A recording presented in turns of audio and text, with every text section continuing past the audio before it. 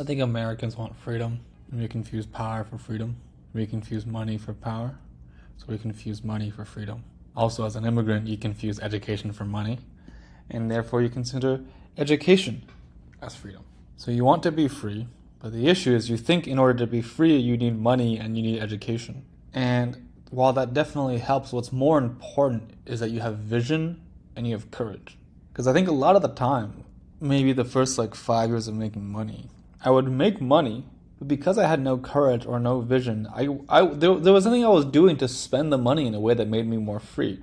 And usually spending money in ways that make you more free are also at higher risk. And if you're a coward, if you lack courage and vision, the money doesn't do anything for you. It just traps you tighter and tighter, right? You can have $2 million and still be pinching pennies and not letting yourself have a nicer place to live, or not even upgrading for more leg space because you are just trapped and you don't have the ability and the creativity to leverage the resources you have to make a difference in your own life.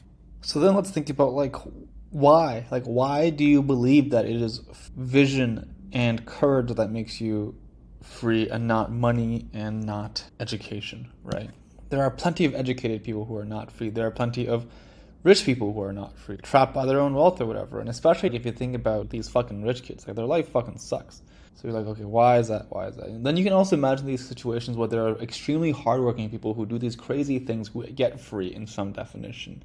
And one of the funny things I realize is that the vision is the ability to dream, and the courage is the ability to endure risk and to endure hardship. And if you think about the hustler and the grinder, the poor kid or the immigrant, you have to have vision because what you have today sucks, and so you have to have vision. You have to imagine a future that you want to be a part of, and you have to have courage because the world is traumatic and it fucks you up. And to push through that, to go beyond these things, you would have courage. And people talk about these ideas you gotta suffer, you gotta struggle, you gotta go through trauma and have a shitty life. I think that's all in preparation or to build the skills of vision and courage, but it is not the trauma that makes you courageous. It is not the terrible life that forces you to dream, but it definitely helps. So then you decided, I want to go fucking work hard. I want to work hard for the rest of my fucking life. But if you do that, you lack vision.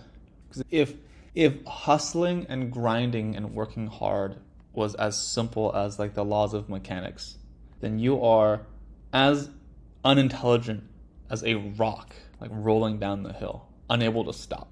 You are a force of nature, but you are still as dull as a rock.